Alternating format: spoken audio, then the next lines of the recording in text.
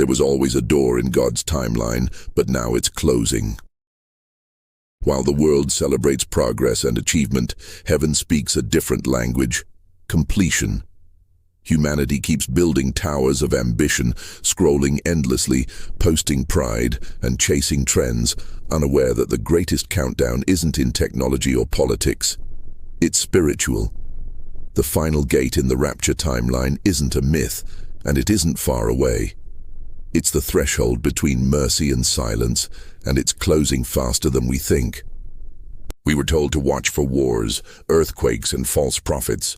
But what if the most critical sign isn't in the news, but in the heart? The final gate isn't opening with thunder.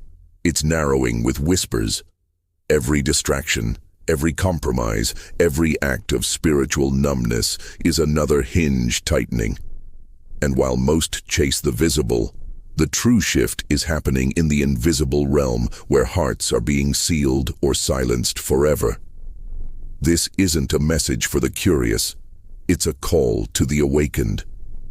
Because once you understand what this final gate truly represents, you'll realize the urgency of crossing before it shuts. Those waiting for trumpets may never hear them, because the first sound of closure is silence. The light through the gate is still golden, but fading. If you can still feel conviction, you're still inside. Since the beginning, God has used doors as markers of revelation. When Noah entered the ark and the Lord shut him in, that moment wasn't just physical protection, it was spiritual preservation. Every knock on the ark's wood echoed the end of mercy season. Centuries later, Jesus told the parable of the 10 virgins. 5 were ready, 5 were not. When the bridegroom came, the door was shut. The unprepared still held lamps, but they lacked oil, symbolizing intimacy, faithfulness, and vigilance. Today, many hold lamps of appearance, yet the oil is gone. We know the verses, but not the voice. We keep faith in form, but not in fire. Then there's the message to the Church of Philadelphia. Behold, I have set before you an open door, and no one can shut it. This door represents divine access, the period when grace still whispers and discernment still breathes. Yet every open door has a closing moment. God never slams it shut. He lets it close gradually, quietly, almost imperceptibly. And within that silence between closing and locking, something sacred unfolds. The final gate isn't made of matter. It's not chronological or visible. It's spiritual. It marks the invisible line between those who still respond to the Spirit and those who no longer hear Him. Like entering a room where someone has just left. You still sense their presence, but the conversation is over. That's how the closing begins inside the heart. The rapture doesn't start with a trumpet. It starts with a withdrawal, the gradual dulling of spiritual sensitivity. Each compromise, every later whispered to God, closes the hinge a little more, not as punishment, but as consequence. The light dims not because God has withdrawn, but because the blinds of the soul are closing. Spiritual vigilance isn't fear, it's preservation. Right now, the gate is shifting in the unseen. Those who still feel its movement know. Their hearts tremble during prayer, eyes well up for no clear reason.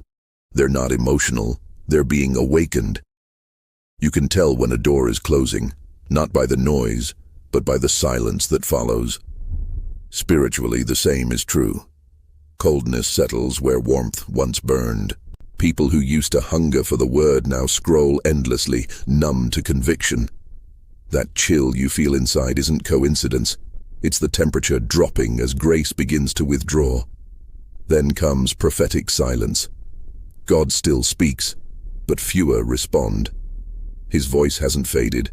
Our hearing has. Churches continue their programs. Sermons still flow online. But something feels hollow, like singing in a room that no longer echoes. The heavens are quiet, not because God is absent, but because hearts have tuned Him out.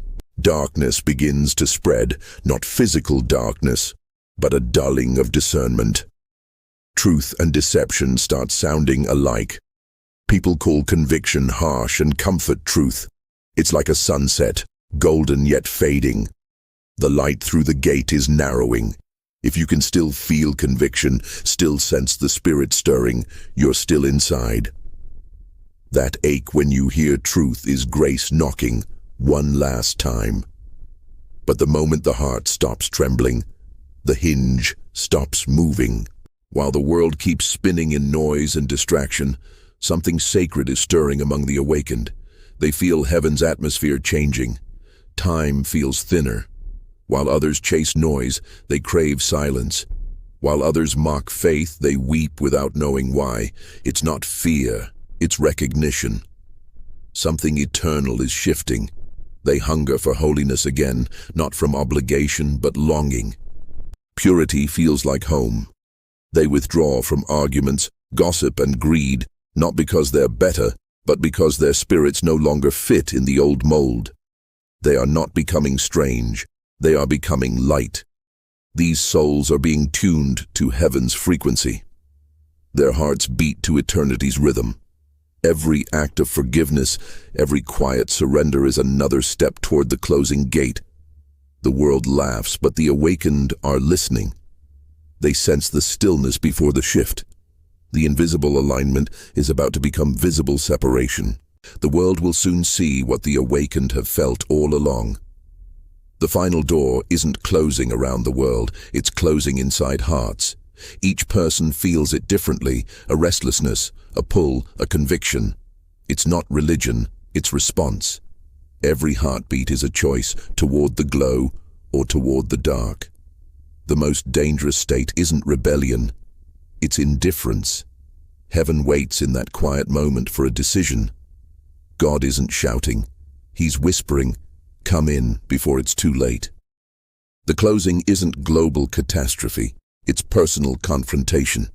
It happens in the midnight prayer when you struggle to forgive, in the quiet tug of conviction that asks for surrender.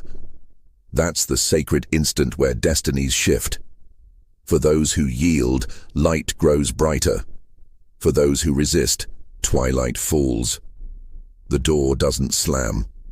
It simply stops letting light through. In that silence, heaven holds its breath. The most dangerous sound isn't thunder, it's the quiet right before the lock clicks. And that silence is already here. What's chosen in secret now will echo loudly in eternity. The closing of the gate isn't rejection, it's protection. When God seals something, He isn't shutting others out.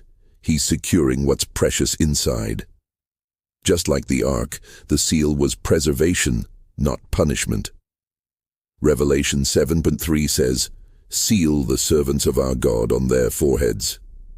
This seal isn't visible, but unmistakable in the Spirit. Those who bear it walk through chaos untouched, not by strength, but by being chosen. This sealing is happening now, invisibly, quietly, relentlessly. You can feel it when someone suddenly hungers for prayer again, when they feel the need to reconcile, to let go of sin. Heaven is finalizing alignments, separating the faithful from the indifferent. Some feel this as restlessness, others as peace. It's the final wave of grace before the silence, the last call before the pause. When the sealing finishes, the atmosphere will shift. The marked will feel divine calm. The world will keep searching for what's already sealed away, like knocking on a door that no longer responds. The time to be sealed is before the silence, not after. When the final hinge clicks, the quiet will begin, not empty but holy, the calm before the storm. The world will call it coincidence, but heaven will know the door has closed. The final gate in the Rapture timeline isn't coming, it's closing now. Every distraction, every delay, every compromise tightens it more. If your heart still trembles at truth, that's mercy calling you again. His silence isn't absence, it's the final invitation. You were chosen to hear this not by accident but design. The door is closing, not to reject you, but to seal you. The time for casual faith has ended. Now is the time to decide, to awaken, to cross, to be sealed in the light before it's gone.